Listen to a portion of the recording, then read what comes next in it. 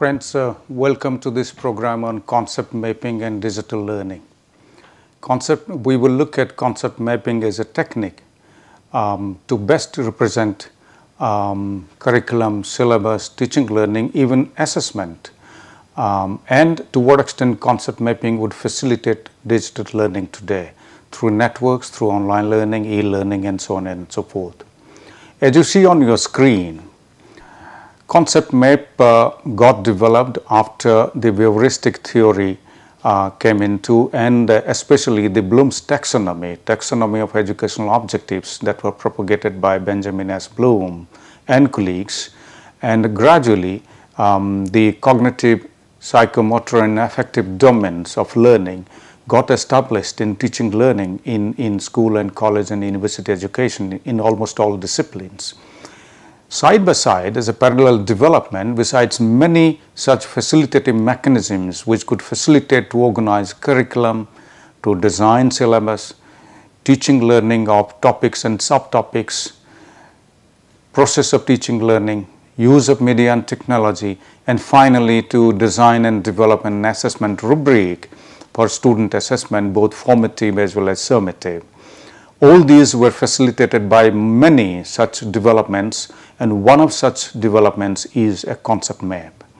As you will see that Professor Joseph Nobeck at Cornell University in the 60s gave this idea that the concept map, by drawing concepts or map of concepts, linkages of concepts would in different ways that we will see in this program, would facilitate teaching learning better than what it would be otherwise. So what is a concept map? It is a technique for representing knowledge in graphs, networks of concepts. Various concepts, if they can be joined together, they can be graphed together through varieties of processes and representations that we'll see in this program. Therefore, the concepts and their networks connected through what is called a concept map, they would best represent the organization and representation of knowledge, which will facilitate the students and teachers as well as the evaluators in visualizing how best learning could take place, or how best instructional design could happen, and how best the learning goals could be achieved. What is a network? The network is a nodes and links. These are nodes and links which best represent a network. What a network has to do? The network has to generate ideas through brainstorming, etc. They have to design a complex structure, say long textbooks, hypermedia, large websites. This is a complex structure. Communicate complex ideas. So through this network of concepts, that is a concept map, they would facilitate design a complex structure. They would communicate complex ideas. They would be able to aid learning by explicitly integrating new and old knowledge, and therefore concept maps would facilitate that. We will see in this program. And finally, concept maps would facilitate assessment of understanding or diagnosis of misunderstanding, and therefore diagnosis of misunderstanding and therefore intervention through specialized programs to enhance learning, or to assess understanding and learning from time to time through formative assessment, and at the end of the semester or end of the year through summative assessment would facilitate teaching learning better. And concept map would facilitate all of these that you see on your PowerPoint. What is a concept map? When David Ausubel developed his cognitive psychology, basically the idea was that the assimilation of new concepts and propositions into existing concept propositional framework held by the learner. So the learners, through developmental stages, as you would have seen in Piaget's development, most of the learning which takes place through recognition at 0 to 3 years of age of the child, and when gradually the learner develops, with Piaget's theory of development is through developmental ages of learning at different stages, childhood, adolescent, youth, and so on and so forth. And as much as a child grows, by growth and teaching learning in schools, colleges, university, family, and elsewhere, with peers also, that the existing concept propositional framework that the individual student has, that would enhance by assimilation of new concept and propositions. So therefore, Ausubel's theory would talk about that how best the existing conceptual understanding of individuals and individual students and children could be connected with assimilation of new concepts, and how this new concept acquisition would further assimilate within the cognitive structure.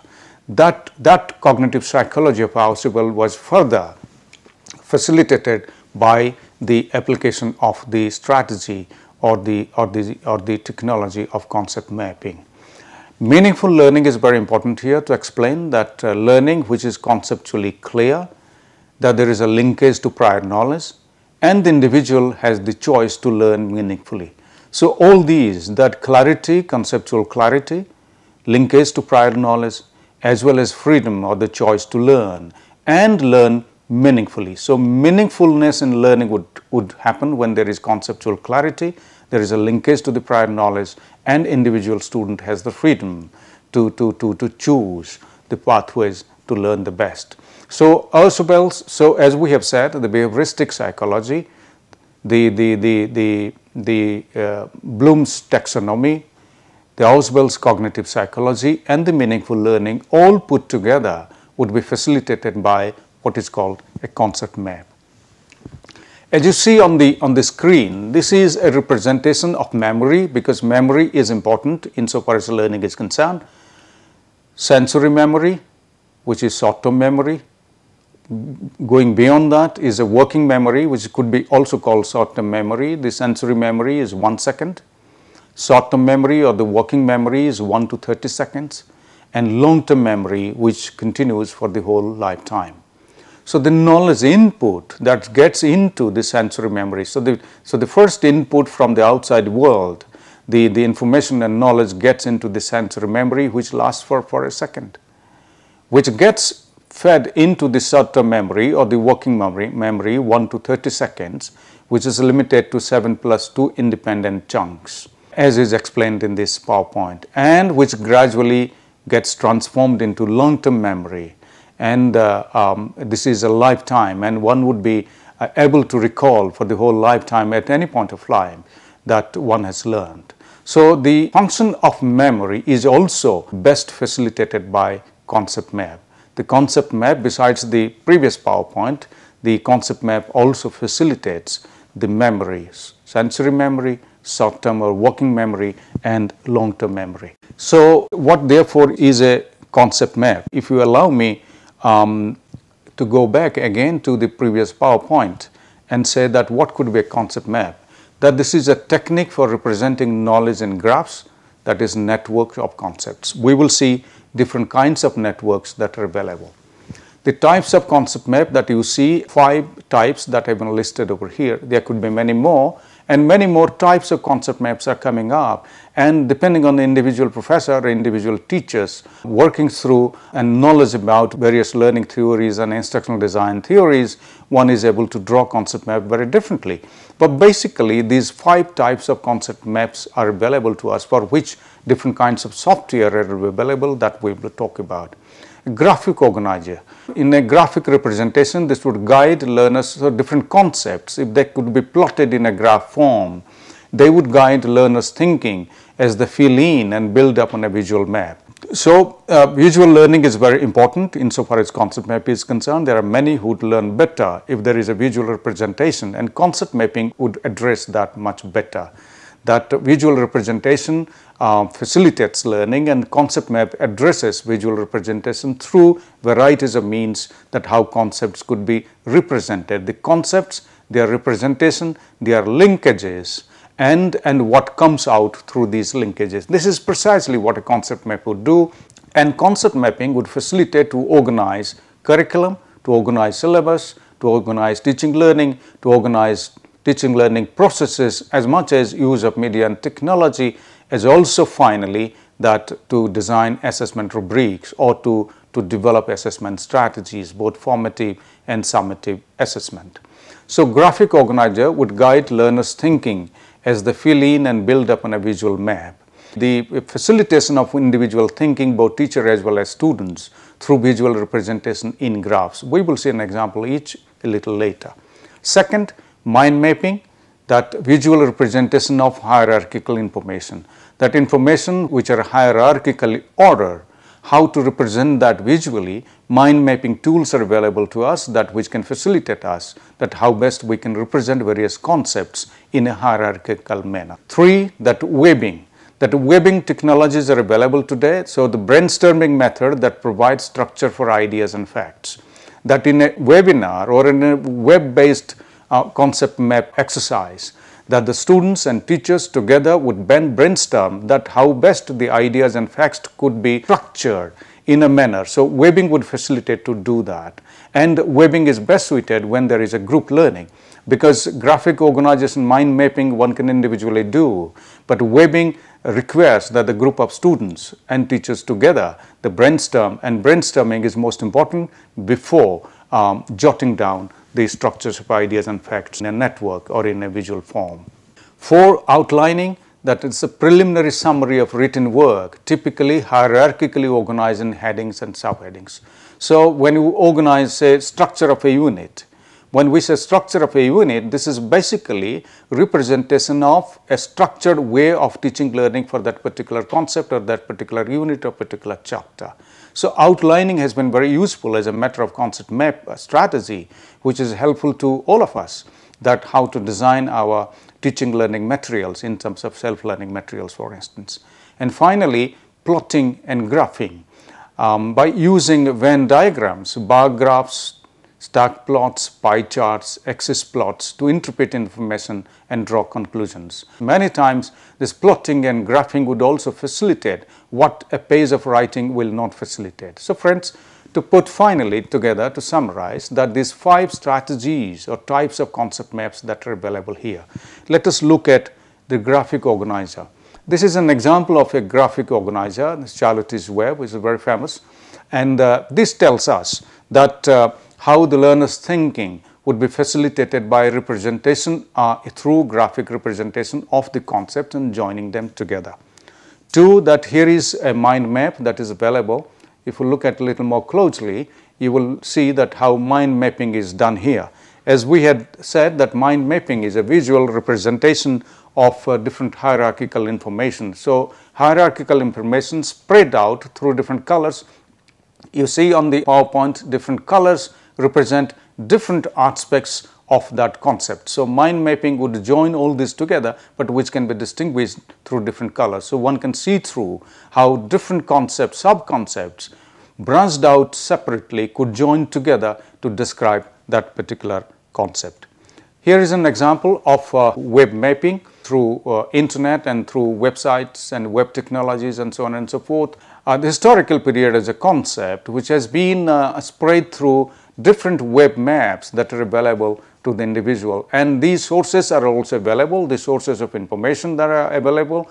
One can link each sub-concept which is put in different box or a diagram or a figure or whatever form that you see to hypertext networks or hypertext linkages or hyperlinks to different printed, audio, video, and web resources that will be available, including YouTube, in fact Facebook, Twitter, and so whatever, wiki, blogs, and so on and so forth. So this webbing is a strategy of concept mapping which can facilitate sub-concepts to join together and therefore see through that how best they are represented, they are linked together, and each one could be linked to through hypertext and hyperlinks to different other sources of knowledge and information that are available through different networks. Here is an example of outlining.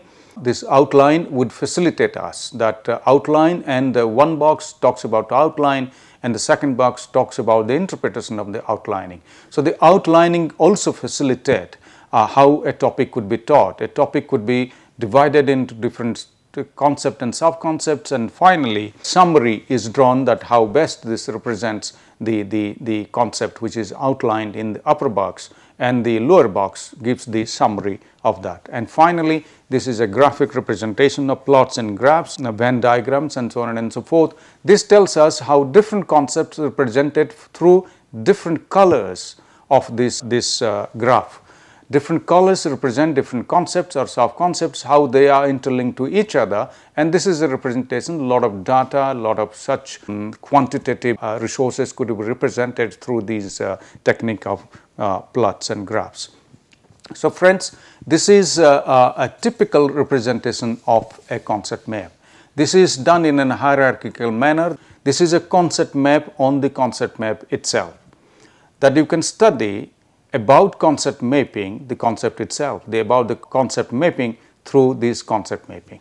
The concept map that is available here, the concept map which represents organized knowledge and which is concepts and context dependent and so on and so forth. You can derive till the last point which talk about different mapping segments. So this is a concept map on the concept map. This is given by Nobeck, who originated concept mapping as a technology or as a technique which can facilitate curriculum, syllabus design and teaching, learning and assessment. This is another representation of concept map. It's called mental maps. So, say for instance, from the top down, mental maps are used to organize information, reconstruct ideas by constructing links and setting keywords, recalling knowledge and known information. By analyzing a problem, make a representation and analyze knowledge in order to analyze a problem and therefore solve a problem. This, what I said, is a concept is represented through this mind map. This would facilitate that each chunk would be developed into a chunk of learning, teaching and learning, a class, a period of study, or a unit, or a sub-unit, or a video program and an audio program, or a web resource, or a blog, or a wiki, collaborative wiki, and so on and so forth. This concept mapping facilitates, I repeat, the concept mapping facilitates organization of different concepts, their linkages, and therefore designing teaching learning strategies for teaching each concept, whether to create a discussion forum for that, or to create a class discussion, to give an assignment, to do a direct lecturing, to have a seminar presentation, or to let students do practically an assignment or do an activity based on a particular sub-concept. So the concept mapping facilitates teaching learning in a much more organized way, because the students and teachers see through the different linkages, and therefore visual representation facilitates learning better than otherwise it would have been possible. Let us look at taxonomy, the Bloom's taxonomy and concept mapping.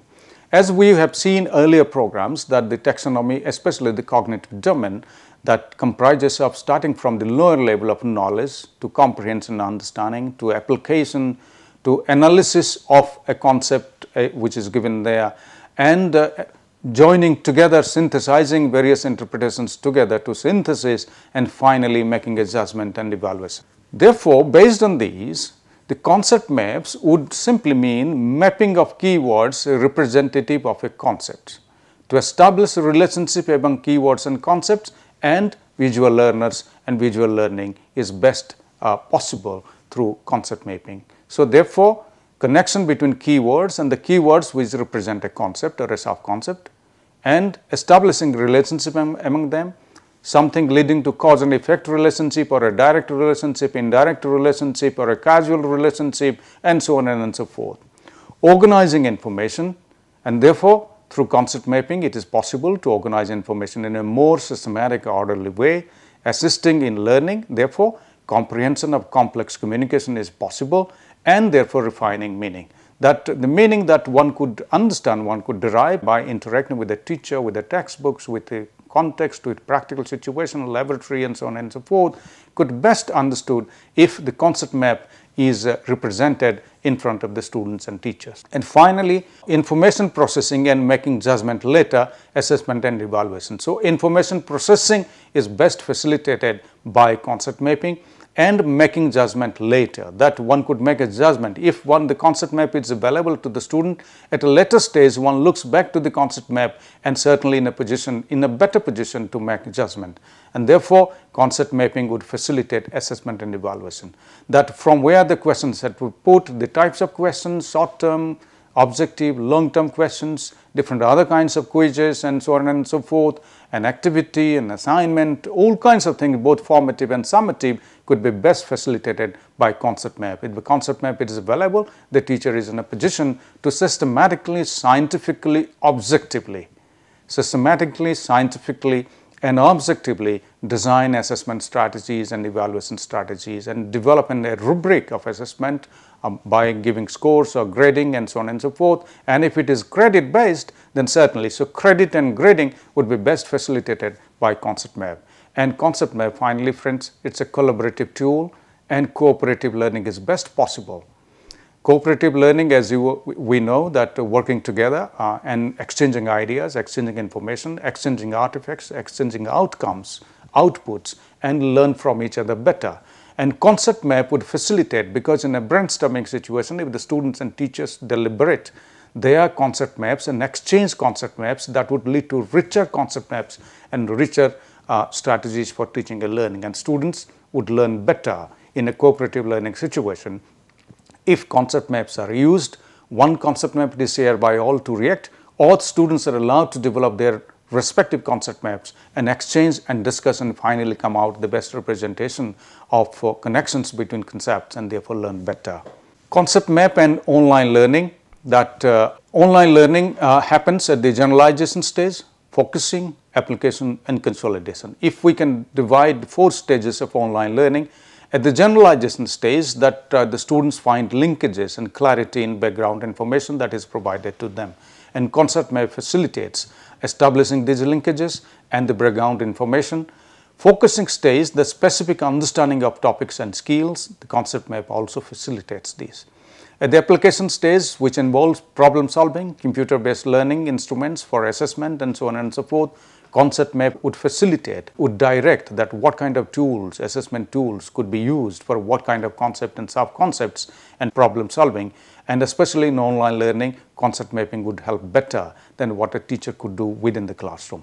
And finally, at the consolidation stage of learning, that summary of previous information, repetition of applications. Concept maps could provide a summary of the information that is already given, already studied, already taught and learned, and students have already gone through, and therefore an assessment strategy could best suit the assessment or evaluation of that learning which has happened within individual students. And repetition of application, because once a concept map is in front of you, that you are in a better position to repeat that application, because you are objectively, scientifically very sure that how this has happened, and which is black and white available on pen and paper, or as a printout, or as a computer storage, or as a visual representation, otherwise available in video. This is one representation which you could look at very closely and see that what benefits of using online mind maps for e-learning. The online mind maps are available. This is a mind map, but this is a representation of that how best online mind maps would be facilitated in teaching learning for the teachers and students. Mind map and online learning that we talked about in a PowerPoint presentation just a little before, but if you organize online learning, planning, collaboration, participation, preparation for the examination, and flipping the classroom. So these activities are flipping the online classroom in this case. All these 5 aspects which are part of online learning would be facilitated by mind map or the concept map. Mind mapping as one strategy of concept mapping that is available to us that we have already seen. That the planning of online learning, planning of teaching learning, collaboration within online learning, participation in online activities, which may be a surrogate or virtual representation of workplace activity, for instance, or activity from the community, or activity from the world of work. Would be available to the students, and they would best participate, and concept maps would facilitate better. And online concept maps which can be accessed all the time, which are available then and there at the liberty of the students, they could always refer to in individual situation and in group situation with the help of the mentor, that they could best engage in teaching, learning and participation of the activities. Preparation for the examination, one can always recall and call back and look through the concept map, and as a preparation, as a quick go through for different concepts and sub-concepts and their linkages to prepare for the examination. Flipping the classroom, this is the best strategy that is used within the classroom, a physical classroom, face-to-face classroom, and otherwise in an online classroom also, that the students representing their own outputs and outcomes in terms of an activity and sharing within the classroom and learning better, and concept map facilitate this. So friends, by this PowerPoint to conclude that as much as face-to-face classroom, in online teaching learning classroom, in online community of practice, for instance, that mind maps and concept maps would facilitate better in teaching learning in planning, collaborating, engaging in activities or participation, preparing for the examination, and flipping within the classroom.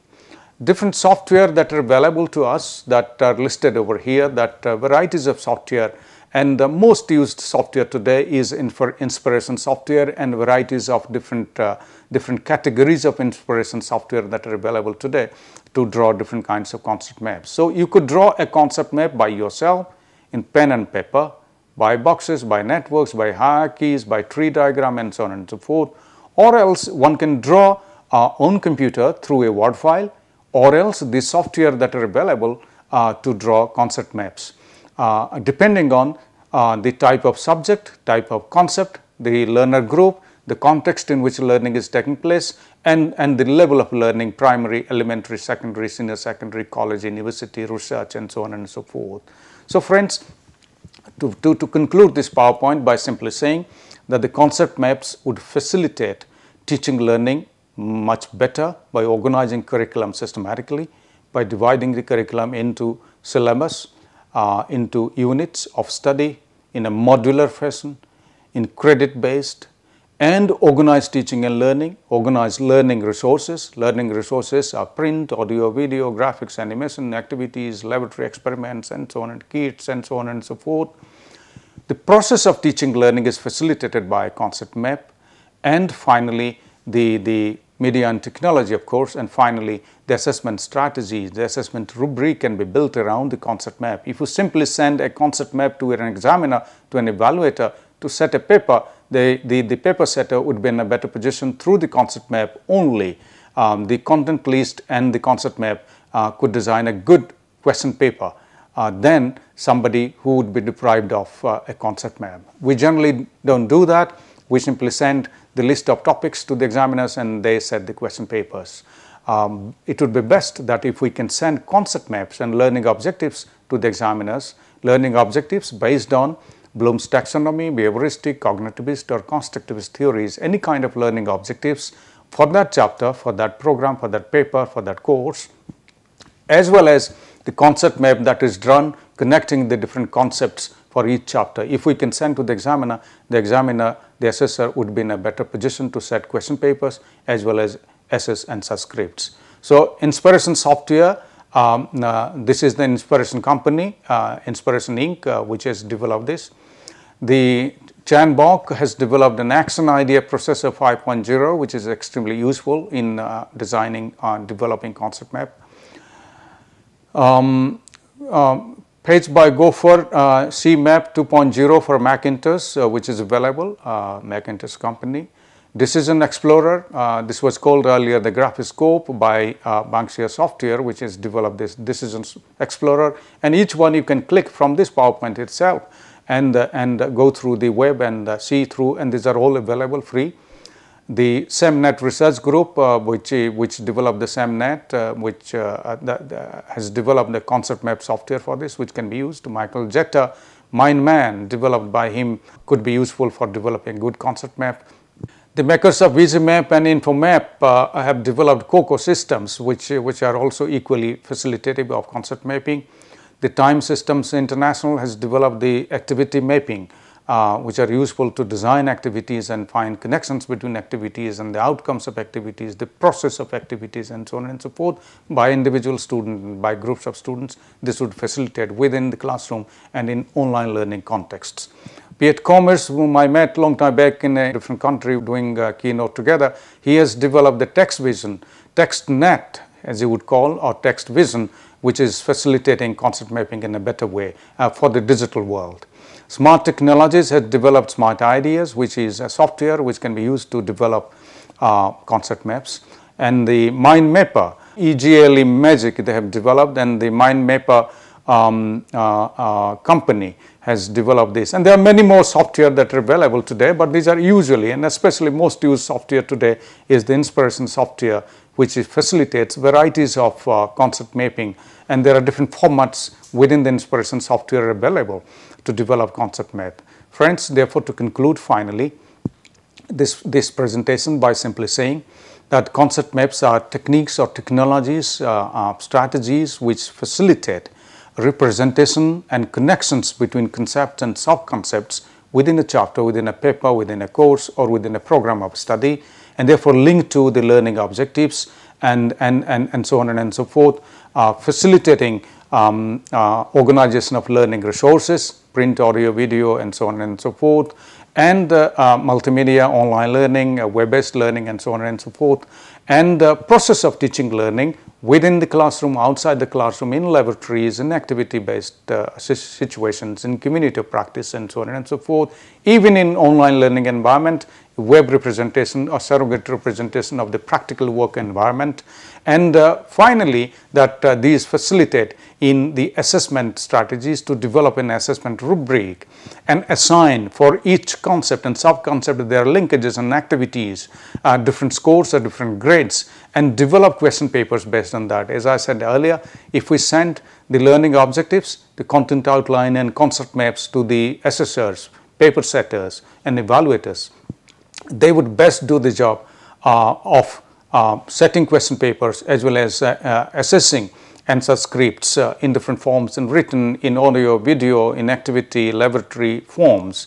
Then what could happen if they are not provided concept maps? So therefore, friends, we could try out concept maps in our teaching learning and see that how best we can systematically, objectively and scientifically take teaching learning into consideration. That doesn't necessarily mean that the concept map would restrict our creativity, our independence and our autonomy as teachers to teach in a more systematic way, the way teacher feels the best to teach and teacher is competent to teach, because even no twins are the same, no two students are the same, no two teachers are the same, and therefore the teachers have all the freedom that they can systematically visualize their teaching learning. But what is important here is that they can use this concept map the way they like and systematically present, and therefore this is very much visible, communicable, this is transparent, and this is more democratic, that we tell students that how teaching learning is taking place, what is being taught and what is being assessed. And finally, any evaluator or accreditor which comes to evaluate the institution and the program of study would see through that how teaching learning has taken place through concept maps. Even an employer who employs a graduate could see through the learning objectives and concept maps of that course of study and see through that how students have got engaged in different activities and so on and so forth. So friends, with this conclude the program by simply saying that you could try concept maps in your own teaching learning. Thank you very much indeed.